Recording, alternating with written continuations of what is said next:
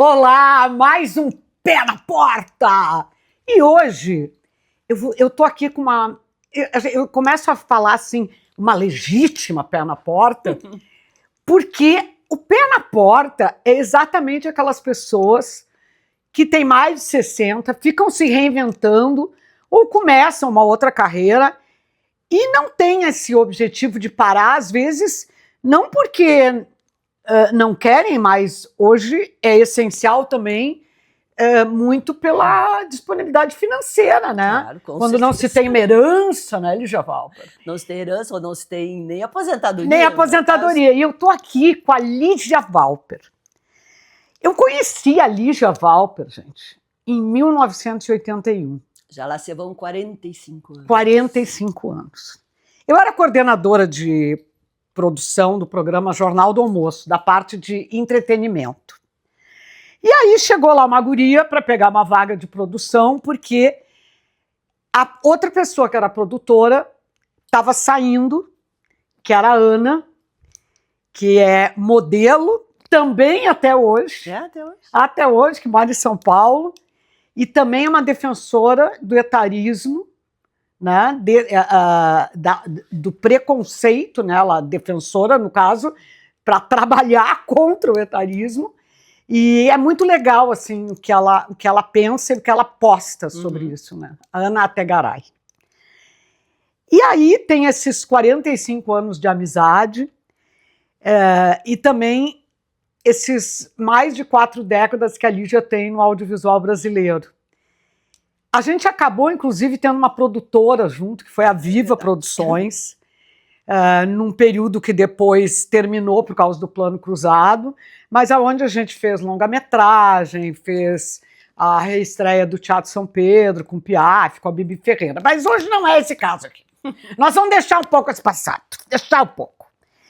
E aí, a Lígia aprendeu tudo que ela tem hoje de cinema, ela aprendeu com a televisão. E em maio desse ano, ela diz, eu já era diretora, ela sempre fala assim, eu já fui diretora. Sim, ela dirigiu vários especiais dentro da RBS TV. E fazendo uma direção com o companheiro dela, que é o Tabajara Ruas, às vezes também quase era uma co-direção quando ela estava ali junto, porque uma vez diretora, tu tá sempre dando pitaco. Mas o Edifício Bonfim, em maio deste ano, ele marca a estreia da Lígia na direção de longas-metragens. Sabe aquela coisa, linha do tempo? Vai estar ali a bolinha e vai dizer Lígia Valper estreia na direção de longas-metragens. Aos 66 anos. Pé na porta! Num Brasil, né, que menos de 20% dos longos lançados chegam à tela sob direção de mulheres. E que a idade ainda funciona como uma barreira silenciosa, filtrada pelo machismo e pelo etarismo. E aí eu fui atrás também de pesquisa, até porque a Lígia me pediu para escrever um artigo para o Correio do Povo, quando ela lançou aqui o filme. E aí é uma loucura, né? Que esses dados, a gente fica assim, pensando, pô, 20%, e são dados da Ancine, né? Sim. Então eu imagino, às vezes, que dá uma tristeza. Dá uma tristeza, né? Dá uma tristeza.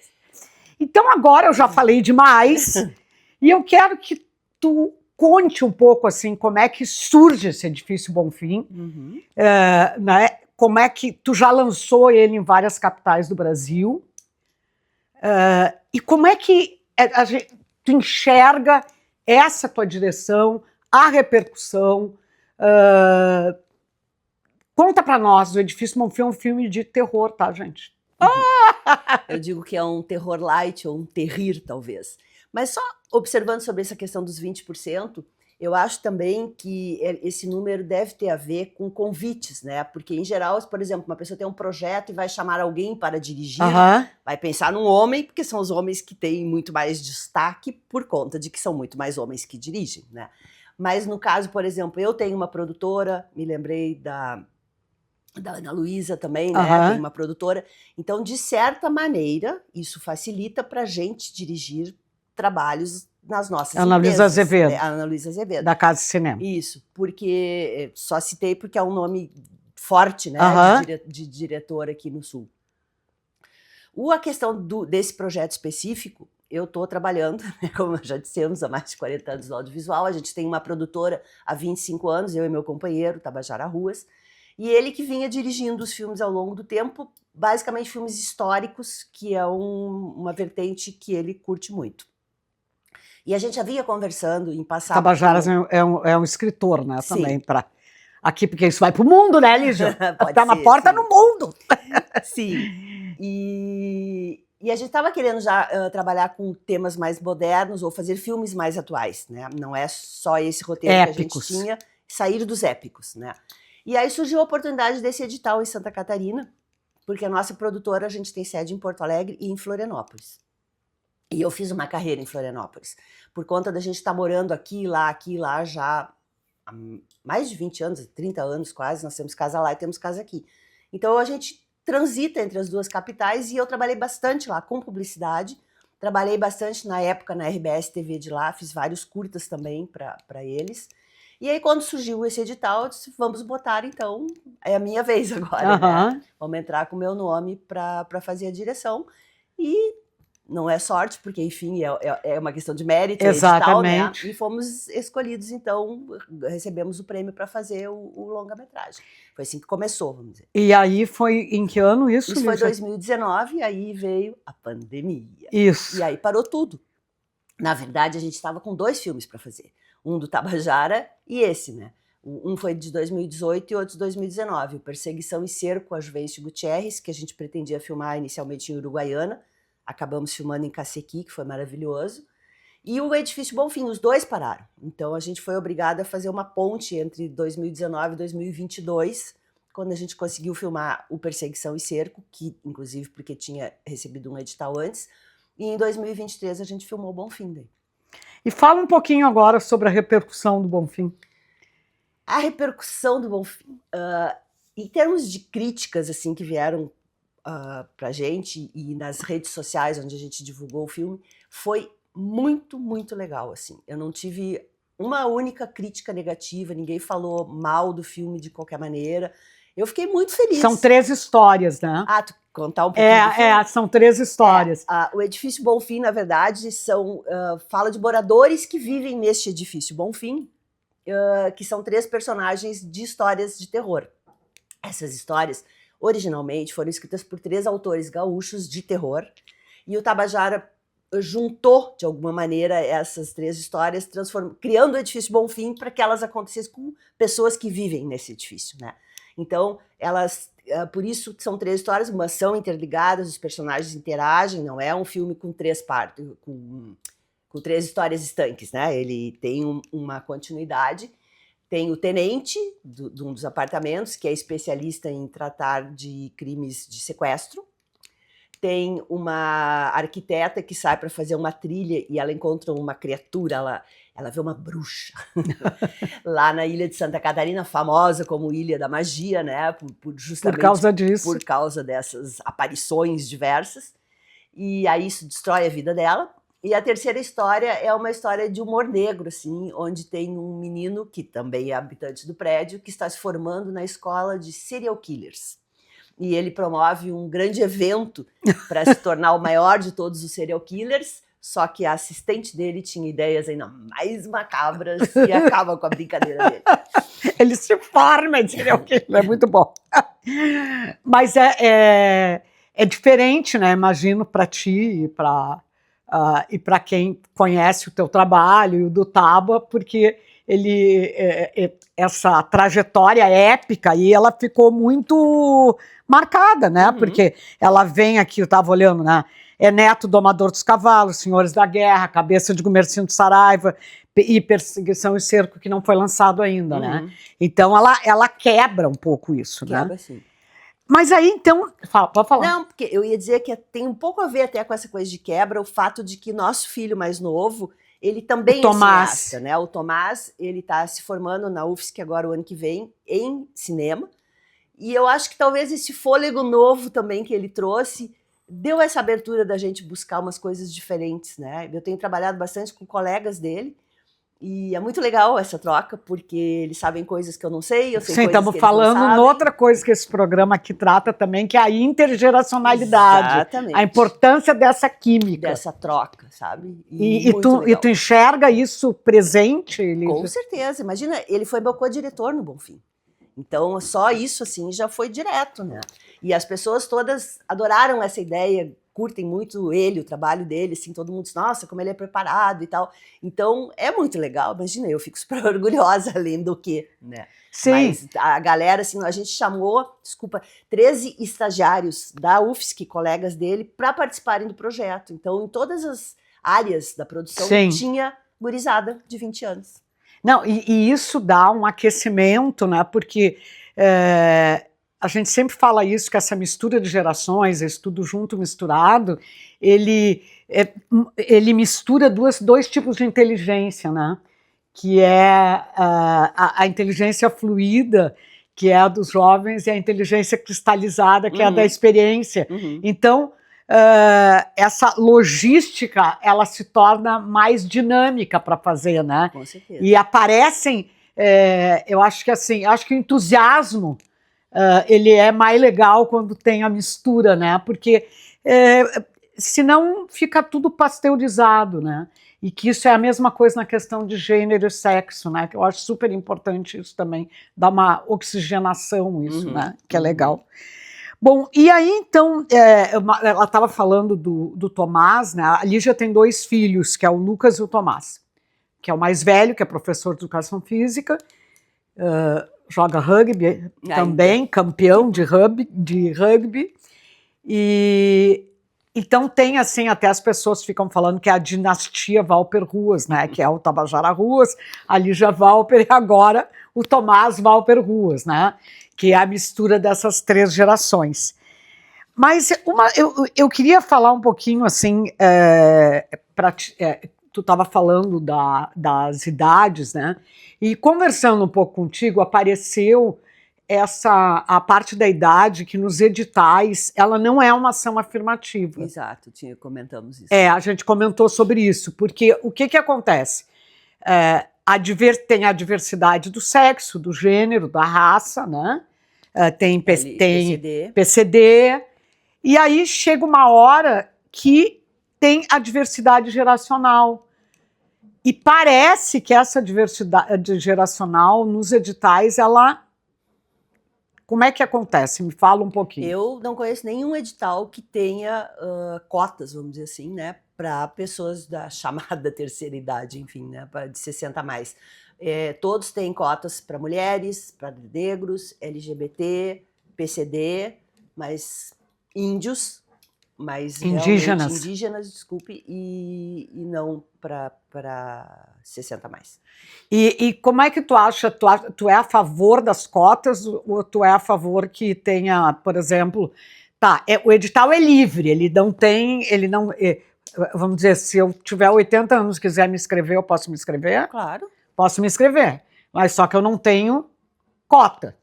Não, aí tu tá concorrendo no que eles chamam de área comum, assim, né? Sim. Porque em geral, é cerca de 50%, às vezes um pouco mais, das vagas são para as cotas. Ações afirmativas. São para ações afirmativas, cotas. E as outras é para o público pro geral, né? Que mesmo esses concorrem, porque daí tem toda uma matemática para entender, mas aí a gente passa a concorrer no geral, que é a outra metade daí que tem. Tá. E tu nota, por exemplo, dentro até de uma mesa de negócios, ou quando tu vai apresentar um projeto, tu enxerga um pouco essa barreira silenciosa do etarismo ou não? Não percebi. Até agora, comigo não aconteceu. Eu tive agora recentemente no Rio to See, isso, na semana passada, que é um grande evento de entretenimento, inovação criativa da América Latina. Exatamente. Né? E eu tive 4 reuniões com players diferentes e foi extremamente tranquilo, assim. Até um dos players provavelmente tinha mais de 60 também, era um distribuidor europeu de filmes, mas Não vou te dizer que sim, porque não seria real, né? Sim. Talvez se eu fosse chamada para eventualmente trabalhar em uma emissora de TV ou alguma coisa desse tipo, acho que isso seria uma barreira, sim. Mas Aham. como não é o caso, porque eu sou de uma produtora independente que estou oferecendo um produto, né? Sim, tu é uma empreendedora, a É. produtora é tua. Isso. Então, eu não sei, Lígia, tu podia dar um exemplo de negociação assim que foi feita lá no Rio Tossi? Eu acho que é interessante para as pessoas saberem, porque também é uma forma, né? Porque tu também é produtora executiva. Né? Eu acho que isso que é legal, assim, porque tu estreou na direção de longa, mas tu é produtora executiva da Valper Ruas. Sim. Então tem outras responsabilidades, inclusive uma mistura criativa e burocrática aí, né? verdade. Que isso é uma outra coisa que eu quero falar depois. A gente não tem como fugir disso. É. Sobre o Rio Tossi, E- como funciona. Isso.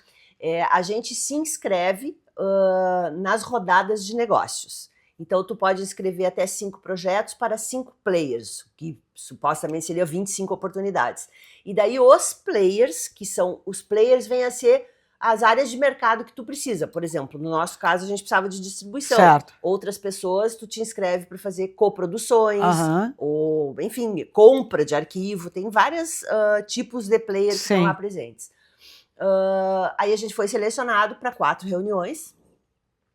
E foram 2 para o Perseguição e Cerco a Juventus Gutierrez, esse filme que a gente está terminando, e uma para um projeto novo que nós temos, chamado Amor é Cego, e a outra foi para um outro projeto que eu tenho ligado a patrimônio, que é para fazer uma série de filmes sobre patrimônio, com crianças sobre patrimônio da Unesco no Brasil. Aham.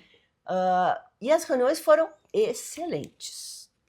Todas elas. Eu acabei falando também no Edifício Bonfim, porque tu acaba, né, trocando nas próprias reuniões, fala, daí o Edifício Bonfim, me solicitaram tanto o player, que é um distribuidor latino-americano, como esse outro europeu, pediu pra gente mandar os 2 filmes para eles, estão interessados, inclusive o follow-up, como a gente chama. A gente começou a fazer ontem, eu e a Anne Siderman, que é minha parceira, também faz produção junto comigo. Ontem começamos, até segunda-feira combinamos mandar tudo que tinha sido pedido. Eu não sei se eu falei, mas é importante citar, porque eu acho que é Sim, que é uma valoração, que essa ida ao Rio Tossi, ela foi oportunizada também pela Prefeitura de Porto Alegre, através da Film Commission, que eles fizeram um edital para selecionar produtores de Porto Alegre para participar. Então, eles entraram com a credencial, que é uma credencial bastante cara, né? Uhum. E a gente entrou com as despesas de ir, né? Sim. Mas foi uma iniciativa que tem sido, essa iniciativa, ela tem ocorrido. Exatamente. Né? Que continue. Que ótimo. Não, é super importante a Film Commission está dentro da Secretaria de Turismo, né, do município. Desenvolvimento. É super importante que aconteça isso. Mas a Lígia falou em patrimônio, né? Esse filme que tu falou aí, que é essa sériezinha. É patrimônio e com crianças e tal.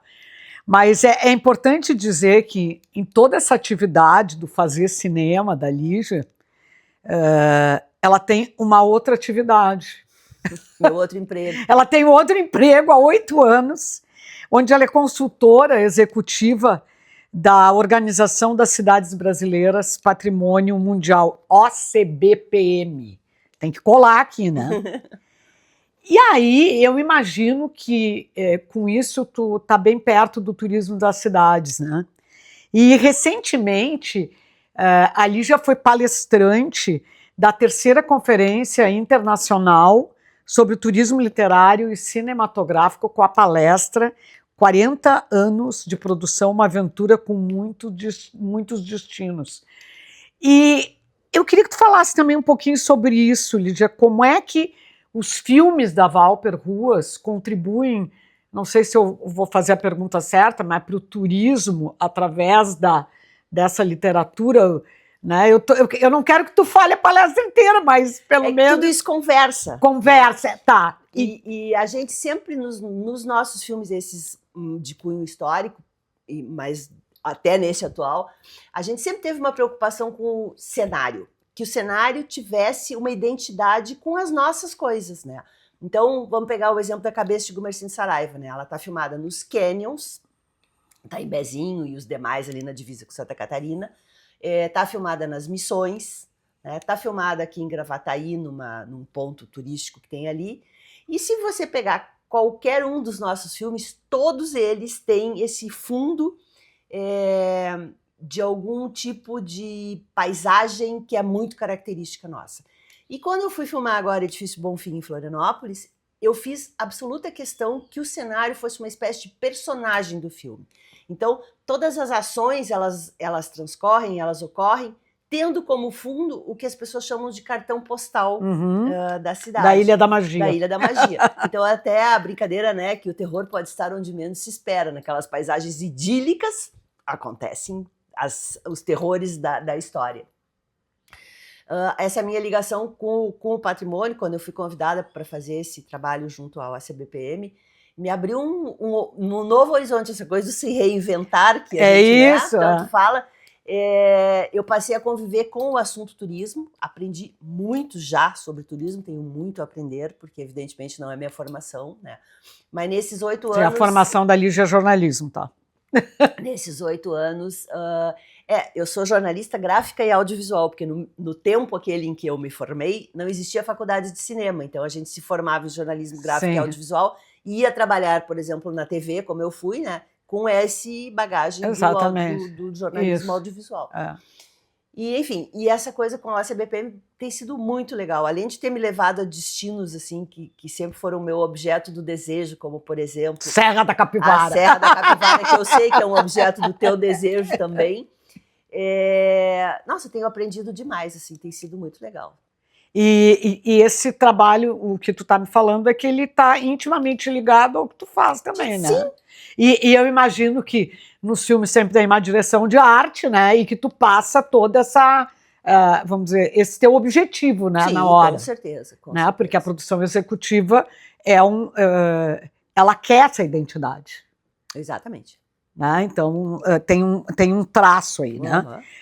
Eu queria agora ir para um outro assunto, assim. Um assunto que a gente fala com as mulheres, assim, né? As mães.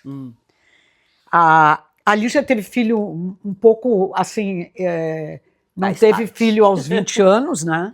O Lucas, tu teve... 37. 37 anos, que se considera, assim, 37 anos, né? Tem gente que aos 30 anos já está congelando óvulos, né?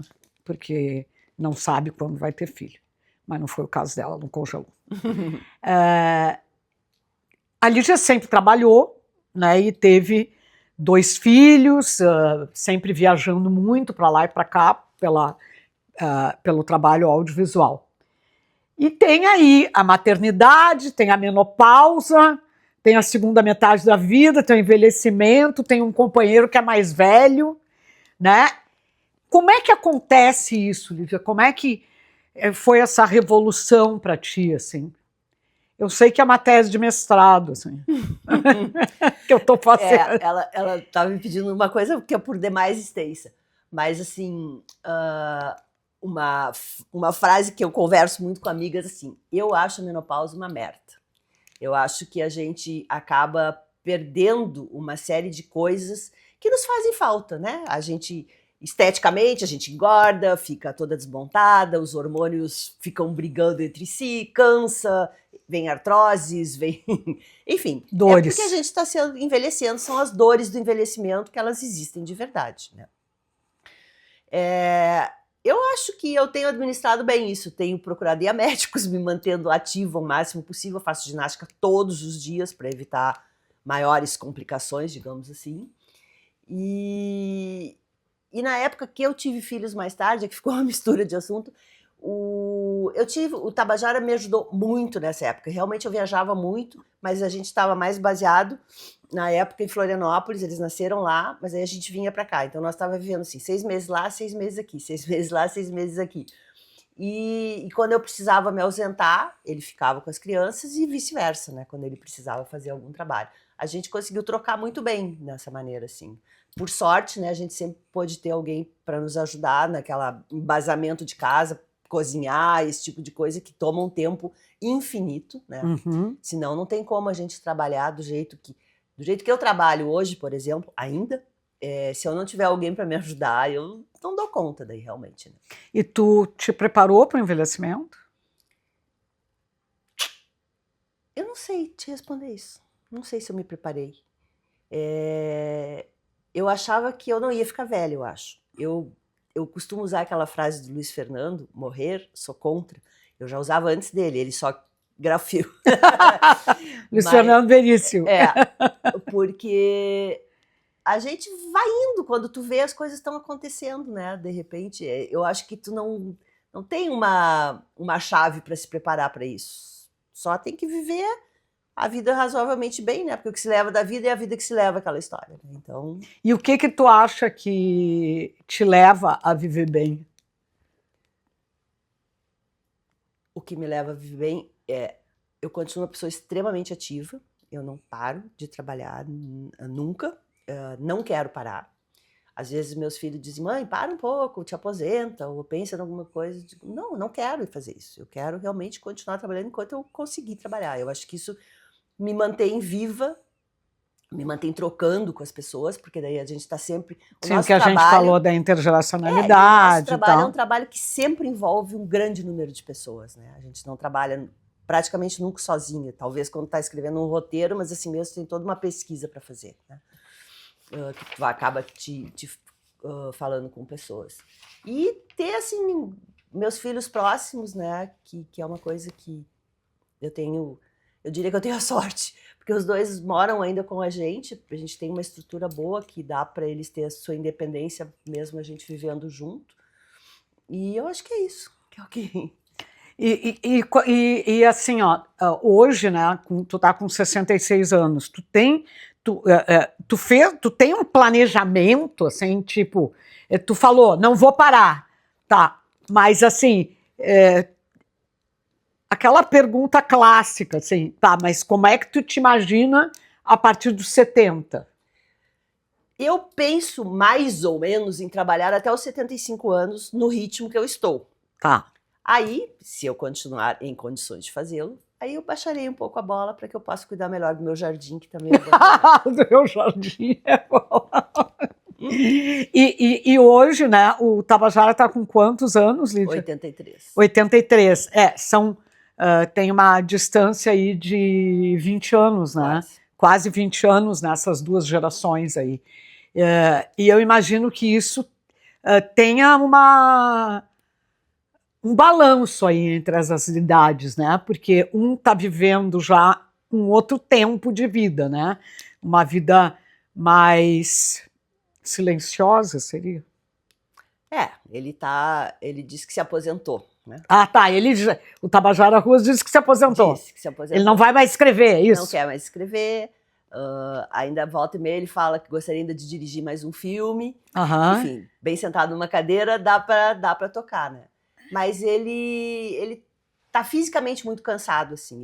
Talvez essa coisa do se preparar, que tu me perguntasse antes, tem um pouco a ver com isso. Ele relaxou muito nos últimos tempos em termos físicos, assim, né? De mobilidade mesmo. Mobilidade. Então, tá mais difícil para ele, então tem que respeitar, né? Sim. Tipo, agora a gente veio a Porto Alegre, viemos junto, viemos de avião. Aí agora ele me disse, da próxima vez eu não quero vir, prefiro ficar lá no meu canto. Sim, respeitar, vamos dizer, também a tranquilidade dos 80, né? O Ney Matogrosso faz show aos 84 anos. Ok.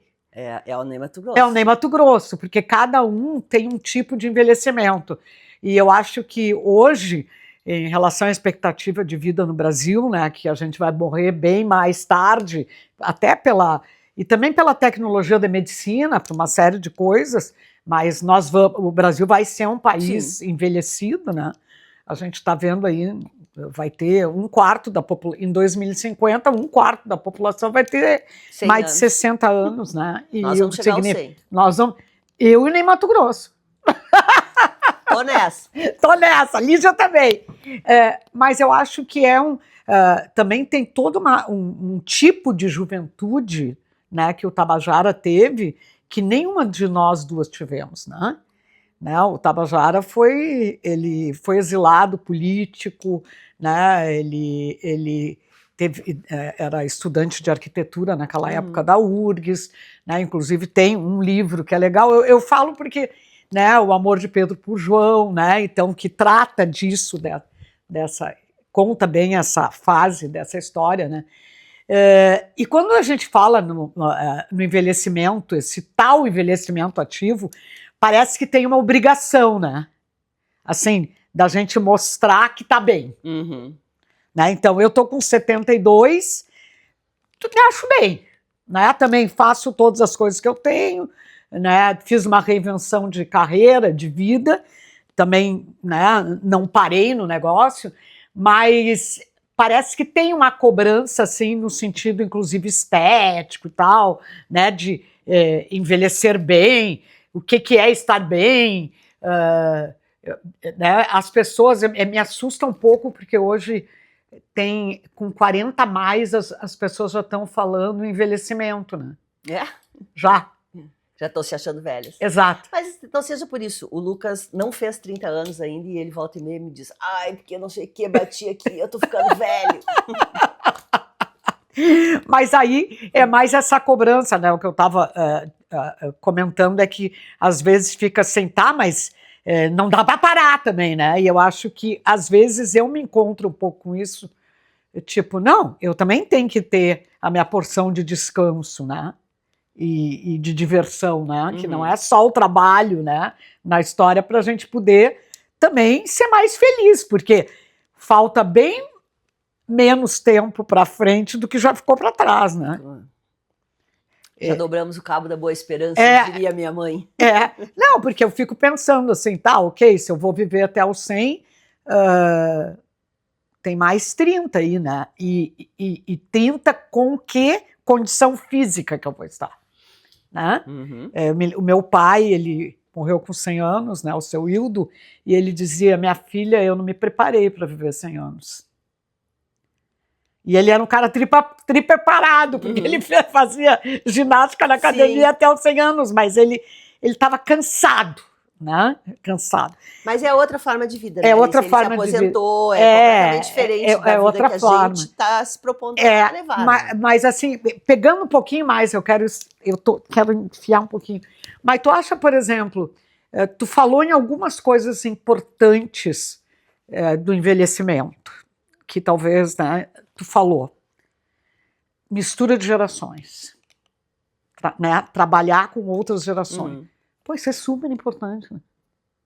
Então, assim, isso é super importante. Exercício, caminhar todos os dias. Super importante. A outra coisa que falam muito é bom humor e ter amigos, né? Isso acontece, Lígia? Como é que é lá na ilha? Lá, bem menos que aqui. Bem menos que aqui. Mas eu venho bastante pra bastante cá, aqui para manter a nossa amizade. Manter a nossa amizade para a gente poder fazer essa troca de energia, também né? Fala, né? Conversa por telefone. Isso. Quando tem necessidade de trocar, de desabafar. Sim. Mas realmente, porque a gente optou por morar num lugar lá que é mais retirado. É bem no sul da ilha e é uma área praticamente rural, assim.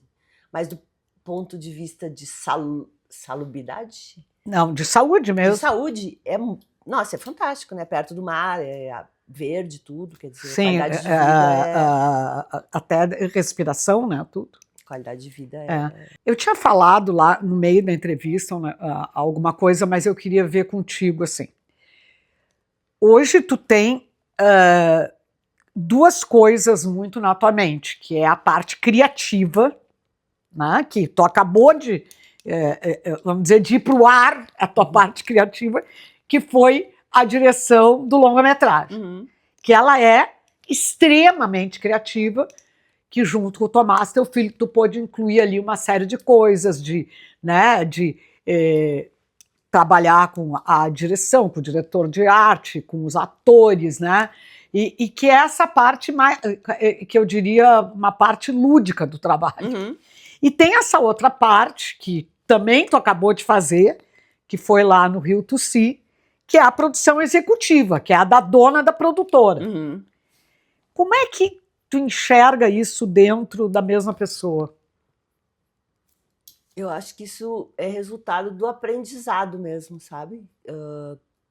A gente, né, a coisa da televisão lá no começo da minha carreira, a gente fazia tudo, né? Se tu for pensar, quando precisava fazer uma pauta, tu pensava a pauta, tu escrevia a pauta, tu ia lá, gravava a pauta, entrevistava a pessoa, voltava, editava. A gente aprendeu... E botava no ar. E botava no ar. E botava as letrinhas. Gerador de caractere. Todo o círculo, né, do processo a gente fazia. E eu acho que esse aprendizado foi muito útil, né, para quando a gente botou a produtora e para esse estágio que eu tô agora. Porque daí eu sempre dirigi, então a gente montou a produtora, daí eu fiquei fazendo produção executiva, mas aí agora passei também para ser diretora na produtora, apesar de que eu já vinha dirigindo, né. Então eu acho, eu não há uma dicotomia, para mim as coisas se... Mas o que tu prefere? Eu não consigo fazer, por exemplo, direção sem me meter na produção. É impossível, porque, por exemplo, eu sei que se alugar um carro é muito mais barato do que alugar uma van, ou sei lá, qual é tu vai te meter. Idiota, eu vou me meter. Eu digo, não é possível que vocês estão tentando comprar isso aqui se tu pode alugar ou se tem lá na casa do fulano que pode pedir emprestado, né? Então, o negócio tá dentro de mim de qualquer maneira, né? Eu não consigo mais separar de alguma forma. O que eu evito é quando eu tô num set de outra pessoa, é tentar dar pitaco daí na parte artística. Isso sim é um cuidado que tem que ter, entendeu? Tipo aqui agora, dizer, pô, por que tu não botou a câmera mais ali ou botou mais aqui? Isso é uma coisa que é de cada criativo, né? Então, essa parte tem de que cada respeitar. produtor daquele conteúdo, né? Tá, e falando agora, eu queria entender um pouco, tu falou assim que não tem a dicotomia e tu falou do negócio. Como é que tu foi criada, assim, a tua família, ela te deixou, assim, vai, ou tu foi uma pessoa que foi presa em casa? Como é que a Lígia é Valper, esse sobrenome é alemão, e o pai dela não nasceu no Brasil. Meu pai era alemão mesmo. Então, como é que era essa... olhando hoje a tua mãe, o teu pai, a tua família, o que tu acha que tu herdou desse trabalho, desse jeito de viver, das coisas boas e ruins também? Eu acho que mais esse espírito empreendedor, né? Aí sim, se eu for contar a história dos dois aqui, nós vamos ficar mais 3 programas. Mas o meu pai veio da Alemanha na guerra, com uma mão adiante e outra atrás, como se dizia, né? E construiu uma carreira, ele era vendedor, ele trabalhava com máquinas e equipamentos. Representante comercial. Representante comercial, mas de máquinas e equipamentos usados em firmas, em indústrias, ou mesmo em agronegócio, né? Mas sempre com maquinário. E a minha mãe, ela foi secretária do Dr. Brizola, enquanto prefeito em Porto Alegre. E depois que revelações começou a ter filhos, ou seja, eu fui a primeira, daí ela acabou ficando em casa, acabaram tendo 4 filhos, né? E aí desistiu de trabalhar fora, ficou sendo dona de casa. Mas a minha mãe falava uma coisa para mim que eu acho legal, e ela, talvez porque essa opção de não trabalhar mais fora tenha pesado para ela, que ela dizia para mim, não se preocupar em casar, aprende uma profissão para tu não depender de um homem. Isso lá, há 50 anos atrás, era uma frase forte, né? Pesadíssima. Pesadíssima. E, ao mesmo tempo, a influência lá da família do meu pai, vinda da Europa, uma Europa que evidentemente, sempre, naquela época, principalmente, era mais moderna do que nós aqui, né? Tinha uma outra cultura, principalmente. Meu pai lia, gostava de ler, né? E, então, eu acho que são influências, assim... diversas. A gente ia muito no cinema. Essa coisa do audiovisual também é um negócio legal. Que engraçado, deixa eu fazer uma volta. Nós íamos muito no cinema. Lembra que nós tínhamos muito cinema de bairro, né? Exato. Aqui, tu também é daqui da Floresta, sim, né? Então nós tínhamos o Cinema Colombo, o Cine Astor, o Cine... enfim, nem sei mais coisas. Mas tinha pelo menos meia dúzia de cinema pra gente ir na sessão dominical, né? E trocar gibis. Então eu ia bastante ao cinema. E quando surgiu essa oportunidade na TV, que a Ana me disse que estava saindo, eu fui lá, né, para tentar em 81, eu descobri meu mundo. Eu não tinha focado que eu queria fazer isso, que eu ia trabalhar na TV. Não era uma coisa que eu tinha pensado. Mas quando se abriu a oportunidade, eu disse, é isso. E assim que eu entrei lá, eu me dei conta que eu tinha achado meu mundo. Que era lá o teu mundo. É.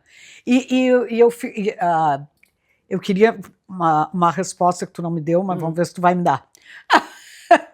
Aquele negócio como é que foi a educação de vocês? Não, mas eu nunca me senti presa, que tu perguntasse, né, isso. se havia essa sensação de prisão. Não. A gente estudou numa escola particular alemã, que tinha perto de casa. Pastor Doms. Pastor Doms, né? Meu pai se esforçou ao máximo para patrocinar isso, ele fazia questão, isso era a coisa mais importante para ele, era que a gente estudasse, né? Eu sempre fui boa aluna, graças a Deus, tive lá os meus problemas, conflitos com professores e coisa, porque essa coisa de ser... A pessoa que trabalha com criativo tem uma tendência a ser meio rebelde, né? Então, eu queria mais direitos, algumas coisas desse tipo, assim, no Grêmio Estudantil e tal, mas nada que tivesse prejudicado a coisa da escola. E aí, quando eu comecei a trabalhar, que eu decidi sair de casa, que eu fui morar, né? A gente já estava trabalhando junto, eu e tu. Uhum. E aí eu fui morar perto de casa e simplesmente eu disse, olha, vou morar, vou sair. Aliás, eu fui morar com um namorado na época, daí eu tinha só... O problema era criar coragem de contar. Mas aí o meu pai disse assim, olha, não é o que eu esperava, não é o que eu pensei para ti, ele disse, mas se isso é o que tu quer fazer, vai. Não teve, assim, nenhum tipo de... Tanto que continuei comendo, voltando lá, de tempo lá, não houve nenhum tipo de conflito. Sim, de barreira em relação a isso. Então, que legado tu acha que eles deixaram para ti, assim, os dois, né? Hoje, tu vendo assim, tu tem saudade do quê? Ai, tenho saudade dos abraços da minha mãe, né? Saudade da minha mãe eu tenho mais do que do meu pai, porque a relação com a minha mãe era mais física. A relação com meu pai era mais, eu diria que intelectual, assim, né? A gente tomava um vinho, ficava na lareira. Já a minha mãe era mais prática, né? Eu aprendi a cozinhar com a minha mãe, aprendi a fazer tudo que eu faço. Eu acho que o exemplo em casa, né, é quase que uma coisa imperceptível. Assim, ninguém chega e te diz assim, hoje tu vai aprender a fazer arroz. Acho eu. Pelo menos comigo foi assim. E eu vejo que meus filhos cozinham extremamente bem. Eu nunca sentei nenhum deles do lado do fogão e digo, hoje tu vai aprender a fazer arroz. Sim, sim. A gente faz junto e eles cozinham pela super vivência. bem, né? Então, da mesma maneira, assim, eu aprendi essas coisas. Meu pai gostava de viajar, eu viajava muito com ele, com esse negócio de ele ser representante comercial. Quando a gente tinha férias, né, ele nos botava na Rural Willis e ia junto pro interior. Então, assim, eu tenho imagens na minha cabeça até muita hoje. Foto? Tirava muita foto, pouca foto. O pai foto. adorava tirar foto. E ele lia livros de fotografia, então ele fazia uns ângulos. Eu me lembro que tem uma lá em casa que tem umas 2 pranchas de planonda. 2 planondas e as crianças lá no fundo, assim, então ele curtia. Mas eu tenho imagens na minha cabeça de viagem com ele, é uma coisa curiosa, assim, que tem uma... Eu me lembro de deitada atrás na Rural, a gente descendo a serra aqui de Gramado, Petrópolis, aquela área, assim, com aqueles plátanos, aquela coisa, né, de estar olhando de baixo aquilo, assim, é uma imagem que eu tenho dele. E ele gostava realmente muito de viajar, a mãe não gostava tanto de viajar. E então eu viajava bastante com ele. E tu estava falando, só para a gente já está indo para o encerramento, e eu quero buscar um pouquinho do audiovisual, né? Tu falaste que tu ia no cinema e tal, e daí tu cortou o assunto. E o que tu via nesses cinemas? O que tu acha que daqui a pouco, daqueles filmes que tu via e que quando te enxergou na TV, podendo fazer uma parte daquilo, e depois quando tu foi para o set de filmagem, junto com o Tabajara, fazendo filme, que ligação tu tem dessa arte, assim, de ver e de fazer? Eu acho que fica no subconsciente da gente, né? Imagina, eu via Teixeirinha, eu via os filmes da Disney, cinejornal maravilhoso, né? Aqueles cinejornais que tinha sempre nos cinemas. Eu acho que eu vi todos os desenhos da Disney que existiam nos anos 50, 60. E Teixeirinha eu vi quase todos também. Lá em casa adorava. E a gente ria bastante com aquele filme, né?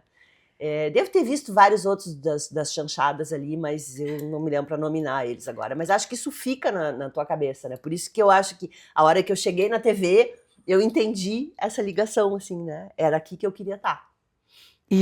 Porque quando eu era bem criança, Uma vez eu dei uma entrevista para Mariana Bertolucci ali no... Ela fez uma página uma vez comigo. No Bar, na revista Bar? Não, foi na Zero Hora. Ah, na Zero Hora. E eu contei que quando criança, eu queria ser ou astronauta ou arqueóloga. Ou seja, eu queria estar no céu e embaixo da terra. Não fiz nenhuma das duas coisas, mas mal ou bem eu tô viajando pelo espaço. Não, e tu trabalhando com patrimônio agora. Patrimônio, eu deixo de ser arqueologia, né? Exatamente. Nessas 4 décadas aí, né, que tu também está comemorando, né, do audiovisual, dá para dizer, acho 45, né? São 45 anos, né? 4 décadas, mas 45 anos, aos 66 anos. Dá para dizer, assim, para quem está começando a fazer cinema, o quê? Go ahead, façam. É maravilhoso. É um mercado fantástico. A gente está do momento de muita transformação no mercado audiovisual brasileiro. Está havendo agora uma modificação legal que a indústria audiovisual ela está entrando dentro do Ministério da Indústria e Comércio. Isso é uma nova forma de ver o audiovisual e tratar ele como um negócio que de fato ele tem que ser, né?